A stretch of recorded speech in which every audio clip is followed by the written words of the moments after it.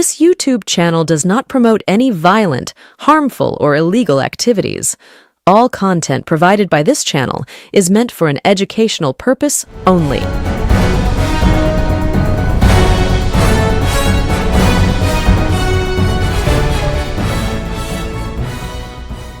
কথা দিয়ে কথা রাখলেন না মুখ্যমন্ত্রী শুভেন্দু অধিকারী এবং শুভেন্দু অধিকারীর মন্ত্রিসভার অন্যতম গুরুত্বপূর্ণ দায়িত্বপ্রাপ্ত মন্ত্রী অগ্নিমিত্রা পাল। কেন বলছি এই কথা আজকের পর্বে আপনাদের বিস্তারিত জানাবো। পাশাপাশি তৃণমূল কংগ্রেসের বিদ্রোহী সাংসদরা কাকলি ঘোষ দস্তিদার থেকে শুরু করে সুদীপ ব্যানার্জি, সায়নী ঘোষ থেকে শুরু করে মিতালি বাগ, জগদীশ চন্দ্র বাসুনিয়া থেকে শুরু করে ইউসুফ পাঠান, খলিলুর রহমান থেকে শুরু করে আবু তাহের খান, একাধিক নাম 20 জন বিদ্রোহী সাংসদ তারা তৃণমূল কংগ্রেসের মমতা বন্দ্যোপাধ্যায়ের হাত ছেড়ে এনসিপিআই দলের সঙ্গে মার্জ হয়ে গিয়েছে এবং তারা বলছে আগামী দিনে নরেন্দ্র মোদীর প্রধানমন্ত্রিত্বে যে এনডিএ সরকার চলছে সেই এনডিএ সরকারের শরিক হয়ে তারা সংসদ ভবনে কাজ করতে চায়। অর্থাৎ এই সমস্ত সাংসদ যারা তৃণমূল কংগ্রেসের প্রতীক এবং মমতা বন্দ্যোপাধ্যায়ের মুখকে সামনে রেখে 2024 লোকসভা ভোটে জয়লাভ করেছিলেন, তারা এই মুহূর্তে বাগী সাংসদ, বিদ্রোহী সাংসদ, রেবেল সাংসদ। এই বিদ্রোহী সাংসদদের সম্পর্কে তাদের এলাকার অর্থাৎ তাদের সংসদীয় এলাকার জনগণরা ঠিক কি বলছেন সেই বক্তব্য শুনবো। প্রথমেই আসা যাক অগ্নিমিত্রা পালের একটা বক্তব্যে, যেখানে অগ্নিমিত্রা পাল ভোটে জিতে আসার পরেই জানিয়েছিলেন যারা যারা লক্ষ্মীর ভান্ডার পায় তারা সবাই অন্নপূর্ণা ভান্ডার পাবে। পাশাপাশি তিনি বলেছিলেন যে শুধুমাত্র তারা পাবে না যাদের নাম ভোটার তালিকায় বাদ গেছে, কিন্তু তখনও তিনি জানিয়েছিলেন যে যারা ট্রাইব্যুনালে অ্যাপিল করেছেন তারাও এই লক্ষ্মীর ভান্ডারের যদি পেয়ে থাকেন সেক্ষেত্রে অন্নপূর্ণা ভান্ডারও তারা পাবেন। একবার অগ্নিমিত্রা পালের সেই বক্তব্য শুনবো। এখন যারা লক্ষ্মীর ভান্ডার পাচ্ছিলেন তারা সবাই অন্নপূর্ণা ভান্ডার পাবেন। আমি আবার রিপিট করছি, যারা লক্ষ্মীর ভান্ডার পাচ্ছিলেন তারাই সবাই আবার অন্নপূর্ণার ভান্ডার পাবেন। এদের মধ্যে যাদের নাম বাদ গেছে 91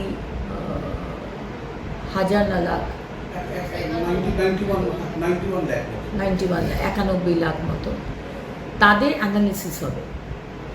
তাদের নাম ইমিডিয়েটলি বাদ যাবে না, তাদের অ্যানালিসিস হবে কাদের নাম মারা গেছে।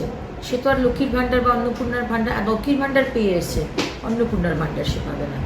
কেউ যদি বাংলাদেশের সিটিজেন হন, নাগরিক হন, বা বার্মা, রোহিঙ্গা, সে তো আমাদের অন্নপূর্ণার ভান্ডার পাওয়ার তার যোগ্যতা নেই, সুতরাং তারা পাবেন না। কিন্তু যাদের নাম যে কোনো কারণে ডিলিট হয়েছে, তারা আমাদের নাগরিক নন, সেটা অ্যানালিসিস করার পরে জানা গেল তারা লক্ষ্মীর ভান্ডার পাবেন না।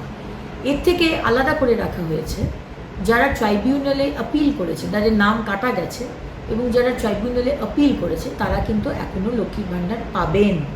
তাদের নাম কিন্তু কাটা যাবে না, বিকজ তারা আপিল করেছেন, তারা প্রসেসে রয়েছে। এবং যারা সিএ এর জন্য আপিল করেছেন তারাও কিন্তু অন্নপূর্ণার ভান্ডার পাবেন, তাদের নামও কাটা যাবে না। মানে ভোটার আইডি কার্ডে নাম থাকাটা বাধ্যতামূলক, মানে ভোটার আইডি কার্ড থাকাটা বাধ্যতামূলক। একদম, ভোটার আইডি কার্ড বা ভোটার লিস্টে তার নাম উঠেছে, যে কন্ডিশনগুলো আমি বললাম সবাই। শুনলাম অগ্নিমিত্রা পালের বক্তব্য।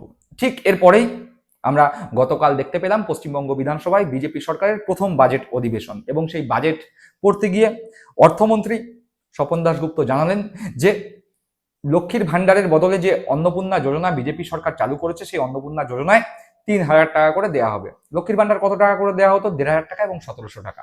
সাধারণ মহিলাদের 1500 টাকা এবং তপশিলি জাতি ও উপজাতি মহিলাদের জন্য 1700 টাকা করে দেওয়া হতো।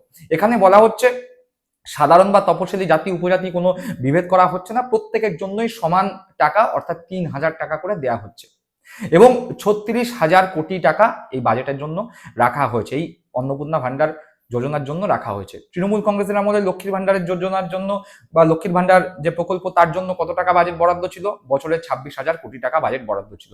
অর্থাৎ বিজেপি সরকার আসার পরে লক্ষ্মীর ভান্ডারের বদলে যে অন্নপূর্ণা যোজনা চালু করেছে তাতে তারা বাজেট বরাদ্দ রেখেছে কত টাকা? 36,000 কোটি টাকা, প্রায় 1000 কোটি টাকার বেশি বরাদ্দ হয়েছে অন্নপূর্ণা যোজনায় লক্ষ্মীর ভান্ডারের তুলনায়। একবার এই বক্তব্য শুনবো শুভেন্দু অধিকারী এবং স্বপন দাশগুপ্ত ঠিক কি জানালেন অন্নপূর্ণা ভান্ডার নিয়ে বাজেট অধিবেশনে এবং তার পরবর্তী সময়। শুনুন। বিকাশের পথে সম অংশীদার হিসেবে নারীর ক্ষমতায়নের ওপর বিশেষ জোর দেওয়া হয়েছে এই বাজেটে। নারীর ক্ষমতায়ন ও আর্থিক ক্ষেত্রে তাদের অধিক অংশগ্রহণ নিশ্চিত করতে অন্নপূর্ণা যোজনা চালু হয়েছে। এই স্কিমে পশ্চিমবঙ্গে বসবাসকারী 25 থেকে 60 বছর বয়সী যোগ্য মহিলাদের জন্য মাসে 3000 করে আর্থিক সহায়তা দেয়া সুনিশ্চিত করা হচ্ছে। এই স্কিমের জন্য আমরা 36,000 কোটি বরাদ্দ রাখছি। নারী শক্তি দেবী শক্তির কথা বলেন, 3000 টাকা তো ঘোষিত, 28 লক্ষ ইতিমধ্যে পেয়েছে। আগামী 1 জুলাই আরও 1,05,00,000 অ্যাকাউন্টে টাকা ট্রান্সফার হবে। তার প্রভিশন অর্থমন্ত্রী রেখেছেন 36,000 কোটি টাকা। নারী শক্তি দেবী শক্তির কথা বলেন, 3000 টাকা। শুনলেন তাদের বক্তব্য। এবার প্রশ্ন হচ্ছে এখানে যে লক্ষ্মীর ভান্ডারের তুলনায় তো 1000 কোটি টাকা বাড়িয়ে দেয়া হয়েছে বাজেট, আর এর সঙ্গে কেন কথা রাখলেন না শুভেন্দু অধিকারী বা অগ্নিমিত্রা পাল? কোন প্রসঙ্গে আসছে তার কারণ শুভেন্দু অধিকারী থেকে শুরু করে অগ্নিমিত্রা পালরা বলেছিলেন যে যারা যারা লক্ষ্মীর ভান্ডার পায় প্রত্যেকেই অন্নপূর্ণা যোজনার 3000 টাকা করে পাবে। পরবর্তী ক্ষেত্রে আমরা দেখলাম ডিবিটি লিঙ্ক থাকতে হবে। তার পরবর্তী ক্ষেত্রে আমরা দেখলাম কেউ বলছে যে বাড়িতে বাচ্চা থাকলে তাকে সরকারি ভ্যাকসিন নিতে হবে, কেউ বলছে সরকারি স্কুলে পড়তে হবে তবেই তারা এই অন্নপূর্ণা যোজনার টাকা পাবে। এবার বাজেটের দেখা গেল যে অর্থমন্ত্রী ঘোষণা করলেন 36,000 কোটি টাকা বরাদ্দ হয়েছে অন্নপূর্ণা যোজনার জন্য। তৃণমূল কংগ্রেসের আমলে লক্ষ্মীর ভান্ডারের জন্য কত টাকা বরাদ্দ হয়েছিল? 26,000 কোটি টাকা। তৃণমূল কংগ্রেসের আমলে লক্ষ্মীর ভান্ডার কত মানুষ পেতেন বা কতজন মহিলা পেতেন? 2,20,00,000 কাছাকাছি মহিলা লক্ষ্মীর ভান্ডারের সরাসরি সুবিধা উপভোগ করতেন। বিজেপি বলছে 3,000 টাকা করে প্রতি মাসে দেবে। কত টাকা করে দেবে? 3,000 টাকা করে দেবে। এবার কত বরাদ্দ হয়েছে? 36,000 কোটি টাকা। অর্থাৎ মোটামুটি ভাবে লক্ষ্মীর ভান্ডার প্রাপকের সংখ্যা 1,20,00,000 থেকে 1,30,00,000 সংখ্যার মধ্যে থাকছে। অর্থাৎ বিজেপি সরকারের আমলে অন্নপূর্ণা যোজনার সুবিধা পেতে চলেছে 1,20,00,000 থেকে 30,00,000 মহিলা। আর তৃণমূল কংগ্রেসের আমলে লক্ষ্মীর ভান্ডার কতজন মহিলা পেতেন? 2,20,00,000 কাছাকাছি, প্রায় 1 কোটির কাছাকাছি মহিলারা যারা লক্ষ্মীর ভান্ডার পেতেন তারা অন্নপূর্ণা যোজনার সুবিধা পাবেন না। অর্থাৎ অগ্নিমিত্রা পাল বা শুভেন্দু অধিকারীরা ভোটের সময় বা ভোটের পরে বা ভোটের আগে যেই প্রতিশ্রুতি দিয়েছিলেন যে যারা যারা লক্ষ্মীর ভান্ডার পায় প্রত্যেকে অন্নপূর্ণা যোজনার সুবিধা পাবেন, বাস্তবের মাটিতে দেখা গেল প্রথম বাজেট অধিবেশনেই তাদের সেই প্রতিশ্রুতি ভঙ্গ হলো। সবাই পাচ্ছেন না, পাচ্ছেন 1,20,00,000 থেকে 1,30,00,000 মহিলা, যেখানে তৃণমূল কংগ্রেসের আমলে 2,20,00,000 মহিলা এই সুবিধা পেতেন। এর পাশাপাশি তৃণমূল কংগ্রেসের বিদ্রোহী সাংসদরা যারা এনসিপিআই দলের সঙ্গে মার্জ হয়েছেন, এনডিএ শরিক হতে চেয়ে চিঠি দিয়েছেন এবং আগামী দিনে নরেন্দ্র মোদীর নেতৃত্বে তারা কাজ করতে চান বলে জানিয়েছেন সাংবাদিকদের সামনে। কাকলি ঘোষ দস্তিদার থেকে শুরু করে সুদীপ ব্যানার্জি থেকে শুরু করে শতাব্দী রায়রা বারবার জানিয়েছেন যে তারা আগামী দিনে এনডিএ শরিক হয়ে কাজ করতে চান, কিন্তু তারা ভুলে গিয়েছেন যে তারা তৃণমূল কংগ্রেসের প্রতীক আর মমতা বন্দ্যোপাধ্যায়ের মুখকে সামনে রেখে ভোট যুদ্ধে অবতীর্ণ হয়ে জয়লাভ করেছিলেন। মানুষ তাদেরকে দেখে কতটা ভোট দিয়েছে তা তারা নাই জানতে পারেন, কিন্তু সাধারণ মানুষ জানে যে সাধারণ মানুষরা এই সমস্ত এমপিদের জিতিয়েছিল মমতা বন্দ্যোপাধ্যায়ের মুখ এবং জোড়াফুলের প্রতীককে দেখে। মমতা বন্দ্যোপাধ্যায়ের মুখ বা জোড়াফুলের প্রতীক না থাকলে এরা আদৌ 10,000 ভোট পেতেন কিনা নিজেদের লোকসভা কেন্দ্রে, সে নিয়ে প্রশ্ন থেকেই যায়। আর ঠিক এই জায়গাতে দাঁড়িয়েই যে সমস্ত সাংসদরা বিদ্রোহী হয়েছেন তাদের এলাকার মানুষজন ক্ষোভে ফেটে পড়েছেন। তারা বলছেন যে এদের তো দেখা যায় না, ভোট আসলে ওই দেখা যায়, তারপরে আর দেখা যায় না। আমাদের ভোট নিয়ে জিতলো, এখন আমাদের থেকে অনেক বড় লোক হয়ে গেছে, বড় মানুষ হয়ে গেছে, তাই আমাদের কথাবার্তার কোনো গুরুত্ব নেই। অন্ততপক্ষে এই জিনিস করা তাদের উচিত হয়নি। পাশাপাশি কেউ কেউ দোষ দিচ্ছেন মমতা বন্দ্যোপাধ্যায়কে।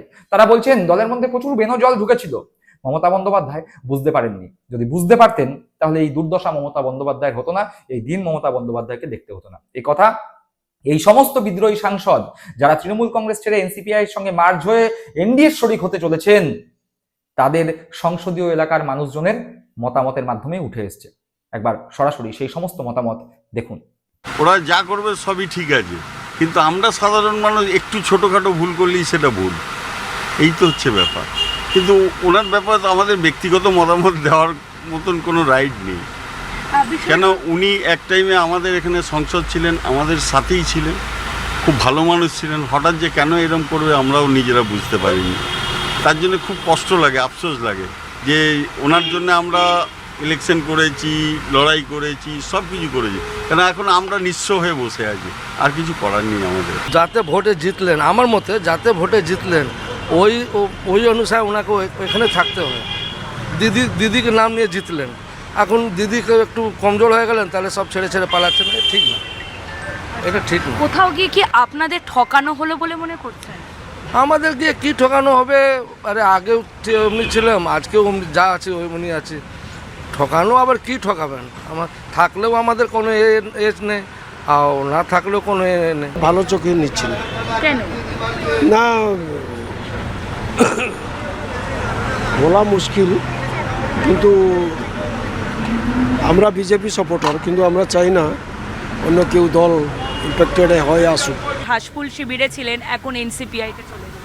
সেটা কোনো কিছু বলার আর কিছু নেই, মানে যখন যেমনি যার যেটা হয় সুবিধা, যার যখন যেমনি এমনিতে এমনি মানুষ এমনি খারাপ নয়, ভালোই মানুষ আছে। আমরা বলতে গেলে আমরা সাধারণ পাবলিক, আমরা যে দাঁড়ায় পাড়ায় তাদের আমরা ভোট দিই।